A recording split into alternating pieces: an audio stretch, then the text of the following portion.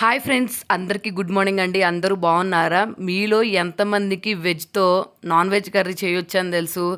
ఈరోజు వీడియోలో చూపించబోతున్నాను. వీడియోలోకి వెళ్ళిపోయే ముందు మా వీడియోస్ కనుక మీకు నచ్చినట్టయితే వెంటనే లైక్ చేయండి, షేర్ చేయండి, కమెంట్ చేయండి. అలాగే సబ్స్క్రైబ్ చేయడం మాత్రం మర్చిపోవద్దు.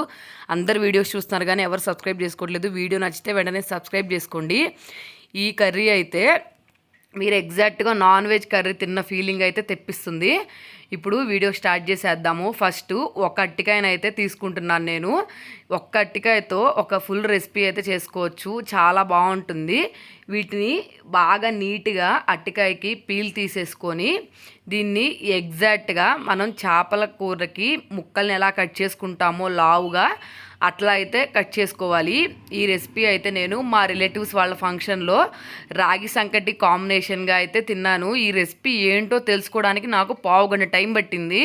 తర్వాత షెఫ్ని వెళ్ళి మీది ఏం కూరండి ఇది అంటే అప్పుడు చెప్పారు. అప్పుడు తిన్న రెసిపీ ఇప్పటికి కూడా నేను అసలు మర్చిపోలేదు. అందుకని చెప్పి ఇంటికి వచ్చి ట్రై చేశాను. పర్ఫెక్ట్గా కుదిరింది. వాళ్ళు చెప్పిన ప్రకారం కాకపోయినా మనం ఇంట్లో నార్మల్గా చేసుకునే కర్రీ లాగా చేసినా కానీ పర్ఫెక్ట్గా ఉంది. కాబట్టి ఇది మా ఊరి స్టైల్లో, గుంటూరు స్టైల్లో చేపల పులుసు ఎలా చేస్తామో ఎగ్జాక్ట్గా అట్లయితే చేస్తున్నాను.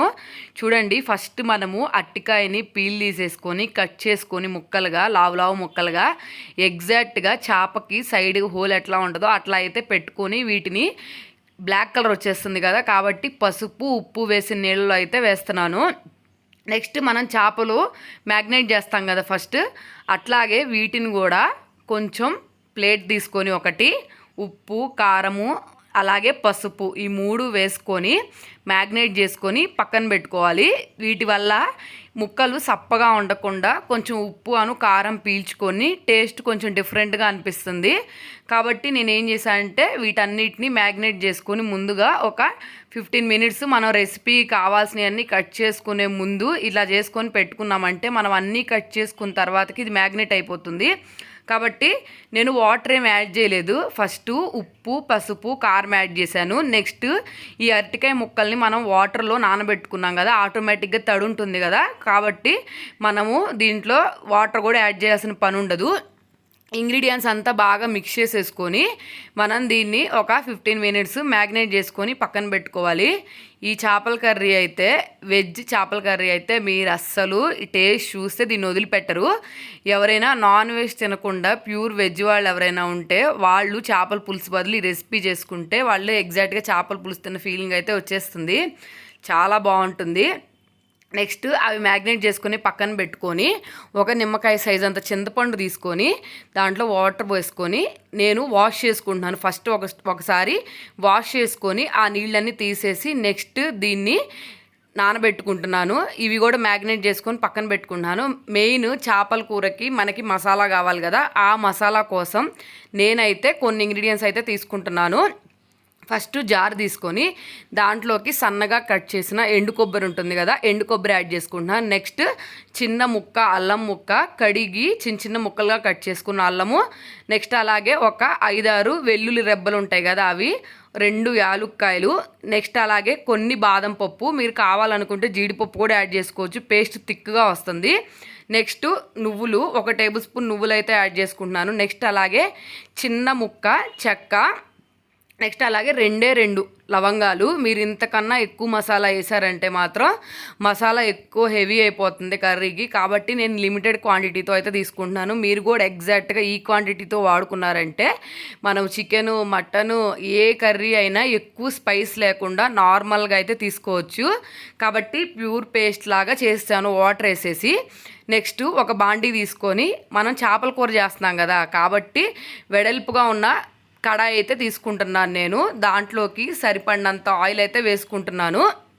నెక్స్ట్ ఆయిల్ హీట్ అయిన తర్వాత సన్నగా కట్ చేసుకున్న ఆనియన్స్, ఇవైతే నేను పొడుగ్గా కట్ చేసుకున్నాను. మీరు కావాలనుకుంటే కొంచెం చిన్నగా అయినా కట్ చేసుకోవచ్చు. కావాలనుకుంటే మీరు ఈ ఉల్లిపాయలని టమాటాలని పేస్ట్ లాగా ఇందాక గ్రేవీ వేసాం కదా, గ్రేవీలోగైనా వేసుకుంటే అసలు మీకు ఎక్కడ ముక్క తగలకుండా మొత్తం ప్యూరీ లాగే ఉండి కలుపుకోవడానికి ఇంకా చిక్కగా వస్తుంది గ్రేవీ. నేనైతే అట్లా చేయకుండా ఉల్లిపాయలు అయితే ఫ్రై చేసుకుంటున్నాను. ఉల్లిపాయల తర్వాత కొంచెం ఫ్రై అయిన తర్వాత ఒకటి కానీ 2 కానీ టమాటాలు ఉంటాయి కదా, అవి యాడ్ చేసుకున్నాను. నెక్స్ట్ అట్లాగే ఒక 4-5 పచ్చిమిర్చి అయితే యాడ్ చేసుకుంటున్నాను. నేను తీసుకున్న క్వాంటిటీకి నాకు 4-5 పచ్చిమిర్చి పట్టినాయి కాబట్టి ఇవి కొంచెం స్పైస్ ఎక్కువగా ఉంటాయి కదా, కాబట్టి పచ్చిమిర్చి, నెక్స్ట్ అలాగే కొంచెం కరివేపాకు, 2 రెబ్బల కరివేపాకు అయితే యాడ్ చేసుకుంటున్నాను. ఇప్పుడు ఇవన్నీ బాగా ఫ్రై అయిపోయేంత వరకు ఫ్రై చేసుకోవాలి. మీరు పచ్చిమిర్చి కారము 2 ఓవర్గా వేస్తారంటే మాత్రం కర్రీ తినడానికి మంట ఎక్కువగా ఉంటుంది స్పైసీగా, కాబట్టి లిమిటెడ్గా తీసుకోవాలి. కాబట్టి పచ్చిమిరకాయలు కొంచెం లిమిటెడ్గా తీసుకోండి. నెక్స్ట్ ఇంకోటి ఏంటంటే మనము పేస్ట్ చేసిన గ్రేవీ ఉంది కదా, అది మొత్తం గ్రేవీ నేనైతే బాండీలోకి తీసేసుకొని ఒక 2-3 మినిట్స్ ఈ ఆయిల్లో ఫ్రై చేస్తున్నాను. ఇది ఫ్రై అయింది అని ఎలా తెలుస్తుందంటే ఈ మసాలా పైన నూనె తేలుతుంది, కాబట్టి అప్పుడు వరకు ఈ మసాలాని బాగా ఫ్రై చేసుకోవాలి. మీరు ఈ మసాలాతో chicken, mutton, prawns, fish, veg curries కూడా, గుత్తి కర్రీ కానీ ఇట్లా మీరు ఏ కర్రీ చేసినా కానీ ఈ మసాలాతో టేస్ట్ మాత్రం ఎగ్జాక్ట్గా నాన్ వెజ్ని దింపినట్టు ఉంటుందండి. కాబట్టి దేనికైనా కానీ మసాలా వాడుకోవచ్చు, టేస్ట్ అన్నిటికీ బాగుంటుంది. కాబట్టి మీరు కావాలనుకుంటే ఈ మసాలాని గుర్తుంచుకొని మీరు చేసేటప్పుడు ఒకసారి ట్రై చేయండి, మీకు ఎట్లా వచ్చిద్దో. మీరు మాత్రం ప్రతి దాంట్లో ఏ రెసిపీ చేసినా కానీ ఈ మసాలానే వాడతారు. నేను ఎప్పుడు రెగ్యులర్గా ఇట్లాగే చేస్తాను. చూడండి, ఇప్పుడు ఈ మసాలా బాగా ఫ్రై అయిపోయేంత వరకు ఫ్రై చేసుకున్నాం కదా.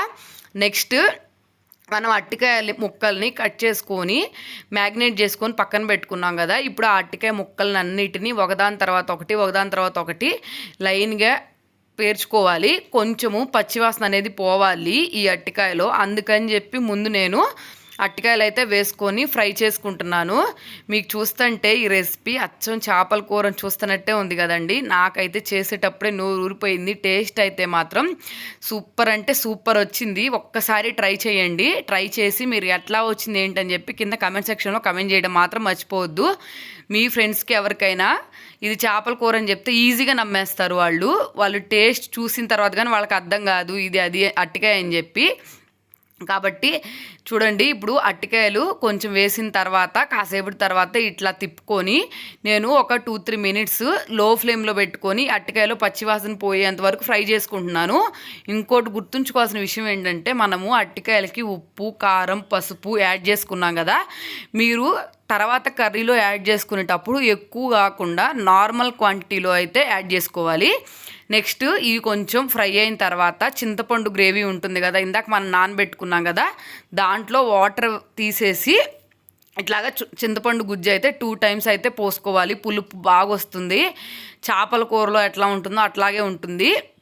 నెక్స్ట్ ఈ పులుసు అంతని ముక్కలు, గ్రేవీ మొత్తం అంతా బాగా కలిసిపోయేటట్టు బాగా మిక్స్ చేసేసుకొని ఒక్కసారి టేస్ట్ చూడండి. మీరు ఉప్పు, కారము ఎట్లా ఉన్నాయి, సరిపోయినాయా సరిపోలేదా అని చెప్పి.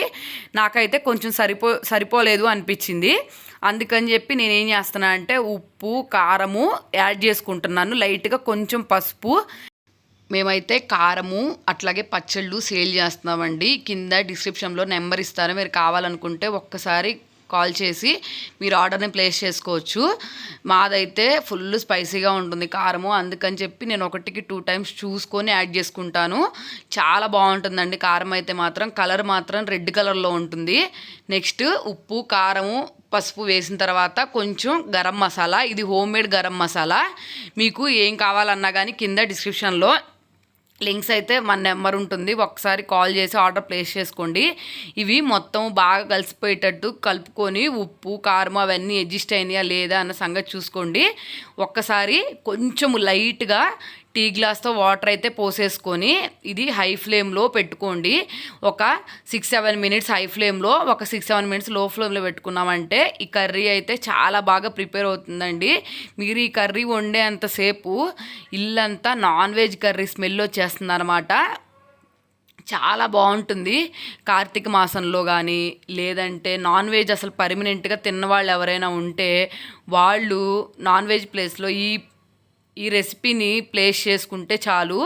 ఇంకోటి ఏంటంటే ఈ రెసిపీని మనము రాగి సంకటి కానీ రైస్తో కానీ కాంబినేషన్గా తీసుకున్నామంటే చాలా బాగుంటుంది. రాగి సంకటికి అయితే అసలు సూపర్ అంటే సూపర్. నేను ఇప్పటికి కూడా మర్చిపోను ఆ టేస్ట్ అయితే మాత్రం.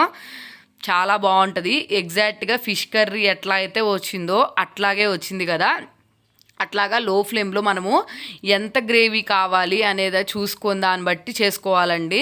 ఎక్కువ వాటరీగా ఉంటే చాలామందికి ఇష్టం ఉండదు. అట్లాగే మాకు మా హస్బెండ్కి కూడా ఇష్టం ఉండదు. అందుకని చెప్పి నేను కొంచెం యాడ్ చేసుకొని ఇట్లాగా థిక్గా గ్రేవీ లాగా అయితే చేసుకున్నాను. కావాలనుకుంటే మనం రాగి సంగట్లోకి ఇంకా ఎక్కువ పులుసు కావాలనుకుంటే చేసుకోవచ్చు. నెక్స్ట్ కర్రీ అయిపోయిన తర్వాత లైట్గా కొత్తిమీర అయితే యాడ్ చేసేసుకొని మొత్తం తిప్పేసుకొని ఒక 1 సెకండ్ స్టవ్ మీద ఉంచి తర్వాత దింపేసుకుంటే కర్రీ అయితే రెడీ అయిపోతుందండి. నేనైతే ఈ కర్రీ చూసి అస్సలు టేస్ట్ చెయ్యాలని అర్జెంటుగా రైస్లో అయితే కలిపేసుకొని తిన్నానండి. చాలా బాగుంది టేస్ట్ అయితే మాత్రం. ఒక్కసారి మీరు రెసిపీని ట్రై చేయండి. ఎట్లా వచ్చిందో మాత్రం నాకు కింద కమెంట్ సెక్షన్లో కమెంట్ చేయడం అయితే అస్సలు మర్చిపోవద్దు. మా పాప ఏ కర్రీ పడితే ఆ కర్రీ అసలు తిందండి. ఇది టేస్ట్ చూసిన తర్వాత పుల్లగా భలే ఉంది మమ్మీ అని చెప్పి క్యారేజీలో ఇదే తీసుకొని వెళ్ళింది. కాబట్టి పిల్లలు కూడా పుల్లగా ఏదైనా తినాలి అనుకున్నప్పుడు కూడా మీరు ఇది ట్రై చేస్తే వాళ్ళకి చాలా బాగా నచ్చుతుందండి. ఇంకా మన ఛానల్లో చాలా యూస్ఫుల్ వీడియోస్ అయితే ఉన్నాయండి. ఇన్స్టెంట్గా ఇడ్లీ పౌడర్ ఎలా తయారు చేసుకోవాలి, అలాగే చట్నీస్ ఎలా తయారు చేసుకోవాలని ఇవన్నీ కింద నేను డిస్క్రిప్షన్లో లింక్స్ అయితే ఇస్తానండి. ఒక్కసారి ఓపెన్ చేసి చూసేయండి. మీకు చాలా బాగా యూజ్ అయ్యే వీడియోస్ అయితే ఉన్నాయి మన ఛానల్లో. ఎప్పుడైనా కానీ పిల్లలతో మార్నింగ్ హడావుడిగా ఉంటుంది కదా, అట్లా లేకుండా ఇన్స్టెంట్గా మనము పొడులు ఎలా తయారు చేసుకోవాలి అని చెప్పి నేను డిస్క్రిప్షన్లో లింక్స్ అయితే ఇస్తాను. నెక్స్ట్ అలాగే పిల్లలకి హెల్దీ ఫుడ్ ఇవ్వాలని ప్రతి మదర్కి ఉంటుంది. అట్లా హెల్దీ ఫుడ్ ఎలా చేసుకోవాలి ఏంటి అని చెప్పి కూడా అన్ని కింద డిస్క్రిప్షన్లో లింక్స్ ఇస్తానండి. ఒక్కసారి ఓపెన్ చేసి చూసేయండి. చూసారు కదా రెసిపీ, రైస్లో నంచుకొని తింటుంటే టేస్ట్ అయితే అద్దిరిపోయింది. ముక్క కూడా చాలా బాగా ఉడికిందండి.